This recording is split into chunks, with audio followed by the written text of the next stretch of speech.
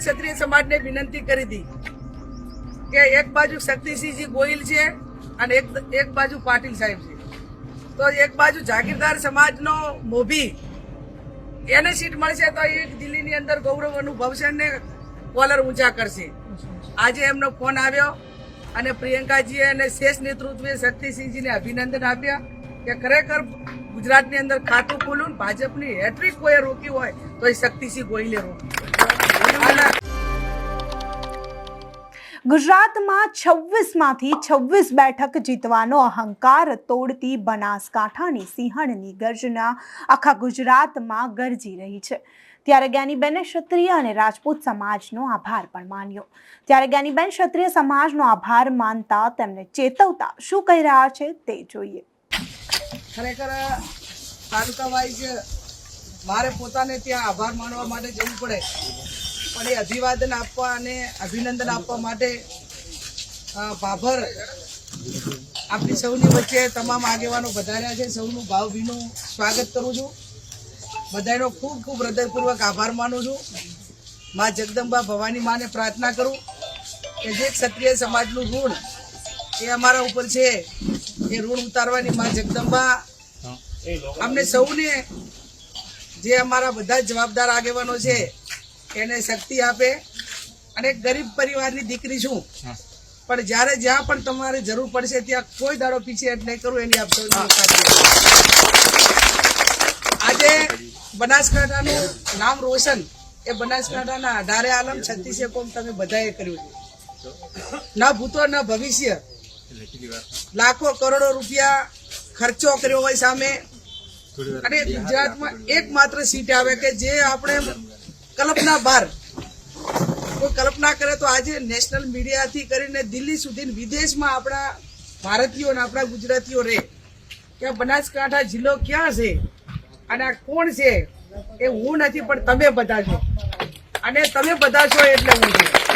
હું તો નિમિત્ત છું જેણે 6 લાખથી વધારે બટન સામે દબાવ્યું. વિશેષમાં ક્ષત્રિય સમાજે પોતે વળતો આપ્યા, પણ બીજાને લોકશાહી ઢબે નર્મ ભાવે વિનંતી કરી કે અમે કાયમી તમારી સાથે રહ્યા છે ને આ વખત અમારી સાથે રહો. અને એ તમારી વિનંતી એ તમામ નાના સમાજો ગ્રાહ્ય રાખી એને પણ તમે બધા સાચવજો.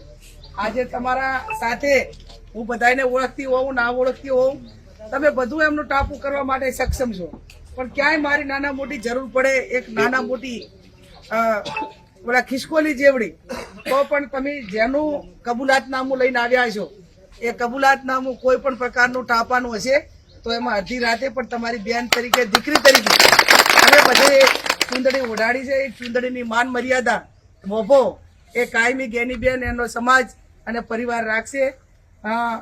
આજે અમને આ સ્ટેજે પહોંચાડીને આખી જિંદગીભર તમારું એક એહસાન ચૂકવવા માટેનો જે અમને મોકો મળ્યો છે. નોંધ કદાચ 2009માં બનાસકાંઠા એક જીત્યું હોત કે 14માં તો એની કોઈ ના લ્યો, પણ આ કટોકટીના સમયને એક મજબૂત વિપક્ષ અને હું માનું ત્યાં સુધી ભગવાનની કૃપા થાય તો કેન્દ્રમાં સત્તા પરિવર્તન પણ થશે જ. આજે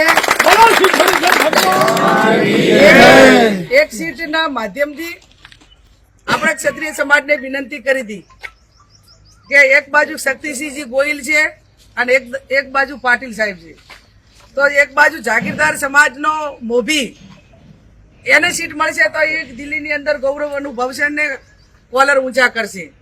આજે એમનો ફોન આવ્યો અને પ્રિયંકાજીએ અને શેષ નેતૃત્વે શક્તિસિંહજીને અભિનંદન આપ્યા કે ખરેખર ગુજરાતની અંદર ખાતું ખોલું ભાજપની હેટ્રિક કોઈ રોકી હોય તો એ શક્તિસિંહ ગોહિલે રોકી.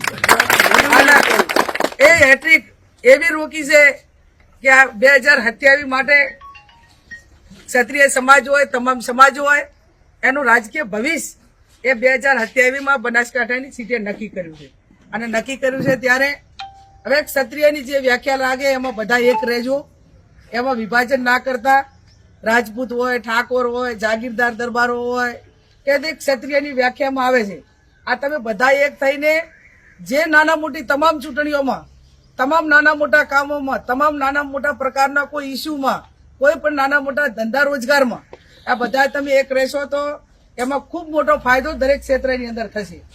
અને આ તમે આ 3-4 સમાજ એક રહો તો તો આજે ઇતર સમાજ તમારા નેજા હેઠળ કામ કરવા અને રહેવા માટે તૈયાર છે.